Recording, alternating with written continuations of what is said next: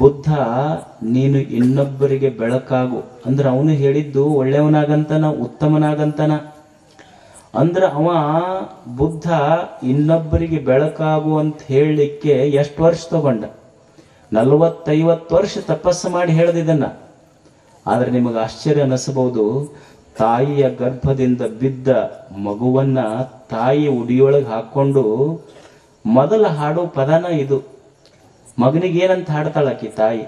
ಆಚಾರಕ್ಕರಸಾಗು, ನೀತಿಗೆ ಪ್ರಭುವಾಗು, ಮಾತಿನಲ್ಲಿ ಚೂಡಾಮಣಿಯಾಗು, ನನ್ನ ಕಂದ ಜ್ಯೋತಿಯ ಆಗು ಜಗಕ್ಕೆಲ್ಲ. ಅಂದ್ರೆ 50 ವರ್ಷ ತಪಸ್ಸು ಮಾಡಿ ಹೇಳಿದ ಬುದ್ಧನ ಮಾತು ನಮ್ಮ ತಾಯಂದಿರು ಸಾಲಿ ಕಲಿಲಾರದೆ ಮಗುವಿಗೆ ತೊಡಿ ಮೇಲೆ ಹಾಕೊಂಡು ನೀ ಜ್ಯೋತಿ ಆಗು ಅಂತ ಅವರು ಕಲಿಸಿದ್ದದೇನೇ ಅಲ್ಲ. ಆಚಾರಕ್ಕರಸಾಗು ಅಂದ್ಲು ತಾಯಿ. ಎಷ್ಟು ದೊಡ್ಡ ಮಾತು ಹೇಳ ಮಗನಿಗೆ.